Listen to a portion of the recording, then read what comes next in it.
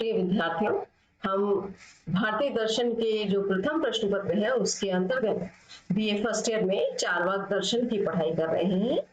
आपने इससे पहले चारवाक दर्शन की ज्ञान मीमांसा या ज्ञान के सिद्धांत या जिसको हम प्रमाण मीमांसा कहते हैं उसके बारे में जाना था। अब हम चारवाक दर्शन की तत्व मीमांसा या मेटाफिजिक्स की बात कर रहे हैं। पिछले जो लेक्चर है उसमें हमने तत्व मीमांसा के संबंध में चारवाक का जगत संबंधी जो विचार है उसके बारे में आपसे बात की थी। आज हम उसी के क्रम में आपसे जिस विषय की चर्चा कर रहे हैं वो है आत्मा के संबंध में विचार। चारवाक दर्शन का आत्मा के संबंध में जो विचार है वो अन्य भारतीय दर्शनों से बिल्कुल अलग है। और अन्य भारतीय दर्शन जब आप पढ़ेंगे तो ये जानेंगे कि वे आत्मा को एक स्वतंत्र नित्य स्थायी जो है चेतन तत्व के रूप में जानते हैं और वो ये मानते हैं कि चैतन्य तत्व की अलग सत्ता होती है। पर आपने पूर्व में जाना था कि चारवाक एक जड़वादी या भौतिकतावादी, अंग्रेजी में जिसको कहते हैं मटेरियलिस्ट फिलॉसफी है। तो चारवाक दर्शन के अनुसार एकमात्र जड़ तत्व की ही सत्ता है। और जब चेतना की बात की जाती है तो चारवाक दर्शन ये मानता है कि चेतना का प्रादुर्भाव भी जड़ तत्व से ही हुआ है, यानी चेतना की कोई स्वतंत्र सत्ता नहीं मानता, उसकी उत्पत्ति का जो स्रोत है वो जड़ तत्व को ही मानता है। तो इस रूप में भारतीय परंपरा में एक विशिष्ट दर्शन है जो आत्मा के संबंध में विचार जो है जिस प्रकार से रखता है उसको हम देहात्मवाद कहते हैं। फिर देहात्मवाद का प्रयोग भी चारवाक दर्शन के आत्म संबंधी मत में आता है। अब जैसा कि देहात्मवाद यानी आत्मा कहाँ है, देह, तो देह तक ही आत्मा का अस्तित्व है। इस देह के अलावा यानी जैसे ही इस शरीर की मृत्यु होती है फिर कोई आत्म तत्व या चेतन तत्व की बात जो है नहीं की जा सकती। तो देह तक आत्मा को सीमित मानने के कारण चारवाक दर्शन का जो आत्मा के संबंधी मत है उसे देहात्मवाद कहा जाता है। और चारवाक दर्शन के संबंध में यदि प्रश्न आता है कि आत्मा क्या है, तो चैतन्य विशिष्ट शरीर ही आत्मा है। चैतन्य विशिष्ट यानी चेतना से युक्त, चेतना की विशेषता से युक्त जो शरीर है बस इसी को ही हम आत्मा कहते हैं। इससे अलग हमें किसी आत्म तत्व का प्रत्यक्ष नहीं होता। अब जब ये अपन ये कहते हैं कि चारवाक दर्शन के अनुसार चेतना विशिष्ट शरीर ही आत्मा है, तो इसको चारवाक जो है किस प्रकार से अपने तर्कों से पुष्ट करते हैं हम इसका अध्ययन करेंगे। हम जानते हैं कि चारवाक दर्शन के अनुसार प्रत्यक्ष ही एकमात्र प्रमाण है और प्रत्यक्ष जो है दो प्रकार के होते हैं, बाह्य और मानस। जो बाह्य यानी एक्सटर्नल और मानस जो हम इंटरनल परसेप्शन करते हैं। अब जब हम बाहरी प्रत्यक्ष करते हैं, एक्सटर्नल परसेप्शन करते हैं, तो हमारी जो 5 इंद्रिय हैं, 5 सेंसेस हैं, उससे हम बाहर भौतिक विषयों को जानते हैं। और हम जब मानस प्रत्यक्ष करते हैं यानी अपने अंदर हम देखते हैं, परसीव करते हैं, तो हम आंतरिक भावों का ज्ञान प्राप्त करते हैं। तो इस तरह से जब हम अपने अंदर या अपने भीतर झांक कर देखते हैं, भीतर झांकना यानी मन से अपने आप को, ये अपने अंदर जो हम सुख दुख या अपन विभिन्न प्रकार की क्रियाएं कर रहे हैं, सोच रहे हैं, चल रहे हैं, किसी चीज को उठा रहे हैं, देख रहे हैं, तो ये जो देख रहे हैं यहाँ पर हमको चेतना का प्रत्यक्ष होता है। तो इसका मतलब यह तो स्पष्ट है कि जब हम प्रत्यक्ष ज्ञान की बात करते हैं तो बाहरी जड़ द्रव्यों में तो प्रत्यक्ष जो है चेतना का नहीं होता, तो अंदर ही चेतना का प्रत्यक्ष होता है। तो यहाँ पर प्रश्न चारवाक दर्शन के समक्ष ये आता है कि भाई अंदर जब हमें प्रत्यक्ष करते हैं आत्मा या चैतन्य का, तो क्या अंदर एक अलग अभौतिक सत्ता नहीं है, यानी एक ऐसी सत्ता नहीं है जो भौतिक पदार्थ से अलग है, हम उसे अभौतिक कहें और उसे ही हम आत्मा कहते हैं और उस आत्मा का गुण चैतन्य है। तो चारवाक दर्शन ये कह रहे हैं कि नहीं, चैतन्य का ज्ञान हम किससे कर रहे हैं, प्रत्यक्ष से कर रहे हैं। परंतु तो ऐसा इससे इस प्रत्यक्ष में ये कहीं सिद्ध नहीं हो रहा कि ये चेतना किसी अभौतिक तत्व या आत्मा का गुण है। यानी हम जो प्रत्यक्ष में जान रहे हैं सिर्फ इतना जान रहे हैं अपने आंतरिक प्रत्यक्ष में कि भीतर जो है जब हम अपने भावों का, अपने आंतरिक भावों का जो हमारी मनोदशाएं हैं उसको देखते हैं, वहां पर चैतन्य का गुण दिखाई देता है, परंतु सिर्फ हम उन भावों को देख रहे हैं, इसके अलावा ये पुष्ट नहीं हो रहा कि कोई अलग से अभौतिक तत्व है। तो आत्मा की किसी अलग स्वतंत्र अभौतिक तत्व के रूप में पुष्टि को चारवाक दर्शन नहीं मानते। अब आपके चारवाक दर्शन ये कह रहे हैं कि आत्मा का तो प्रत्यक्ष होता नहीं, अब जड़ तत्वों से हमारा शरीर बना है और हमें तो शरीर का ही प्रत्यक्ष होता है। और हमें ये भी प्रत्यक्ष होता है कि इसी शरीर में चेतना जो है वो समाविष्ट है। इसलिए जो चेतना है वो कोई अलग से किसी सत्ता का गुण नहीं है, बल्कि ये बड़ी विशेष बात है आपको ध्यान रखने के लिए कि शरीर का ही गुण है। इसलिए चार्वाक दर्शन कह रहे हैं कि चेतना युक्त शरीर को ही आत्मा कहना चाहिए।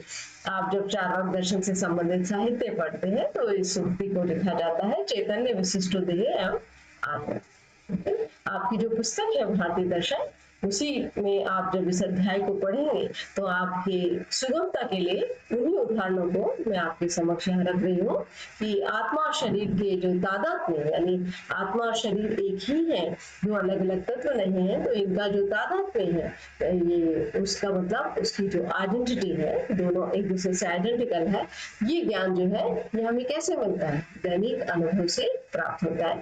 आप जब भी स्वयं के बारे में चर्चा करते हैं, कभी ऐसे होता है ना कि भाई मैं अभी मेरी सेहत काफी बढ़ गई है, मैं मोटा हो गया हूँ, या कभी पैर में लग गई है तो हम अपने लिए कह देते हैं कि भाई मेरे पैर में चलने में दिक्कत आ रही है, मैं लंगड़ा हूँ, इसी तरह से मैं अंधा हूँ।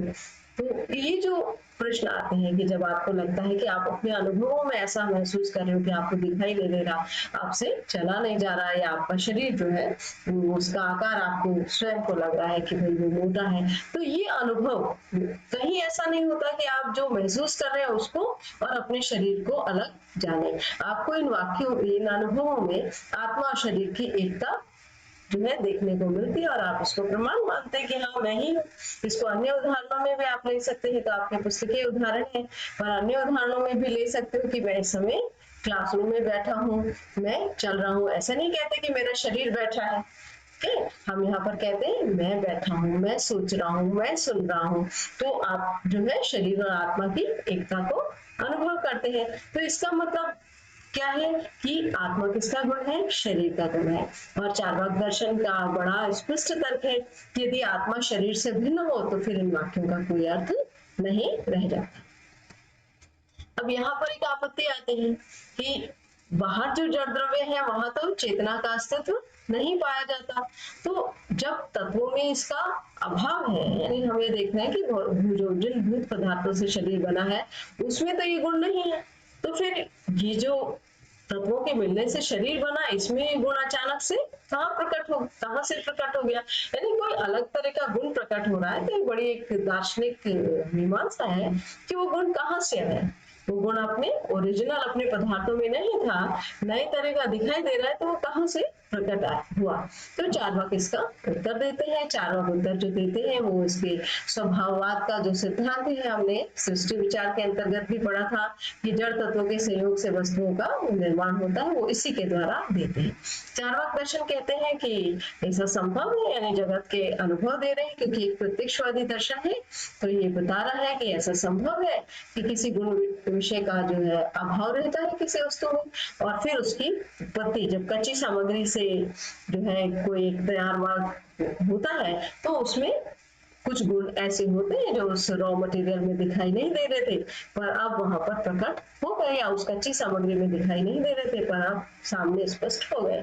जैसे बहुत ही ये लोकप्रिय उदाहरण, आप चार्वाक दर्शन को किसी भी पुस्तक से पढ़ते हैं तो ये लोकप्रिय उदाहरण आता है कि भाई पान, चूना, सुपारी, इनमें अलग अलग तो लाल रंग नहीं है, ना पान में है, ना चूने में, ना सुपारी में, पर जब इनको एक साथ चबाया जाता है तो वहां पर लाल रंग की उत्पत्ति हो जाती है। यानी हम प्रत्यक्ष द्वारा देख रहे हैं कि एक ही वस्तु को भिन्न भिन्न परिस्थिति में रखते हैं तो उसमें नए नए गुणों का आविर्भाव हो जाता है। इसी तरह से जब आप गुण को देखते हैं तो गुण में किसी तरह की मादकता नहीं होती, पर जब गुड़ जो है वो सड़ जाता है, उसमें फर्मेंटेशन का प्रोसेस किया जाता है, तो वही गुण जो गुड़ है वो मादक हो जाता है। तो इस प्रकार से जो है किसी वस्तु में किसी समय किसी परिस्थिति में वो गुण नहीं है, पर बाद में एक विशेष प्रकार का उसका कॉम्बिनेशन, या हम ये कहें कि भूत तत्वों का आपस में संयोग इस प्रकार का होता है कि उसमें नए गुण का अभाव हो जाता है।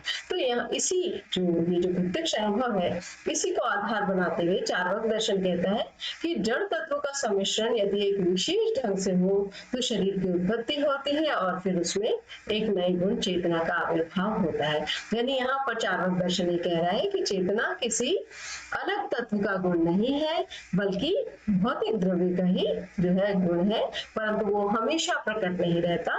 किसी विशेष प्रकार से जब उसका सम्मिश्रण होता है यानी कॉम्बिनेशन होता है तो ये प्रकट होता है। तो इस प्रकार से हम ये कहें कि चार्वाक दर्शन का जो आत्म संबंधी मत है उसमें निष्कर्ष रूप में हम क्या कह सकते हैं, तो निष्कर्ष रूप में चार्वाक दर्शन का जो मत है उसे ऐसे रख सकते हैं कि शरीर से भिन्न आत्मा का कोई प्रमाण नहीं है। यानी आप ये कहें कि क्या चार्वाक दर्शन आत्म तत्व को मानता है, तो आपका उत्तर होगा कि शरीर से युक्त जो चेतना है वही आत्म तत्व है, वही आत्मा है, कोई उससे भिन्न स्वतंत्र आत्म तत्व नहीं है, क्योंकि उसका कोई प्रमाण या पुष्टि नहीं है। अब ये आता है कि जब वो शरीर से भिन्न है ही नहीं तो फिर आप ये भी नहीं कह सकते कि वो अमर या नित्य है। यानी हम किसी ऐसे अमर नित्य स्थायी आत्मा की बात जो करते हैं वो चार्वाक दर्शन के मत में नहीं है।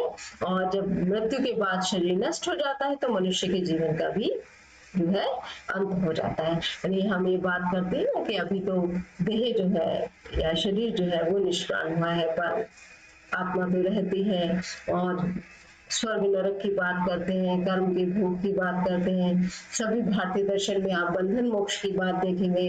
हम पुनर्जन्म को भारतीय दर्शन की महत्वपूर्ण विशेषता मानते हैं। हमें मानते हैं कि पहले भी जीवन था, ये जीवन चल रहा है, अब जो कर्म करेंगे आगामी जीवन या भविष्य जीवन होगा।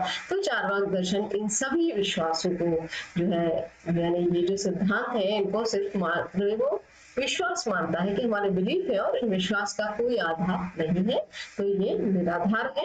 मृत्यु के साथ ही शरीर नष्ट होता है और इससे मनुष्य जीवन का भी अंत हो जाता है। तो अपने लोक तक, इस संसार तक ही वो मनुष्य के जीवन को मानता है। तो चार्वाक दर्शन जो है इस रूप में लोकायत भी कहलाता है और जो उसका आत्म तत्व है उसमें शरीर से भिन्न आत्म तत्व की सत्ता नहीं है। तो आज के लेक्चर में हमने चार्वाक दर्शन का जो आत्मा के संबंध में विचार है उसे समझा। तो आप विद्यार्थियों के लिए परीक्षा में ये बड़ा इंपॉर्टेंट क्वेश्चन है, क्योंकि भारतीय दर्शन परंपरा में ये एकमात्र ऐसा मत है जो देह से स्वतंत्र आत्म तत्व को नहीं मानता और न ही किसी प्रकार से बंधन मोक्ष या कर्म पुनर्जन्म की भावना को स्वीकार करता है। धन्यवाद।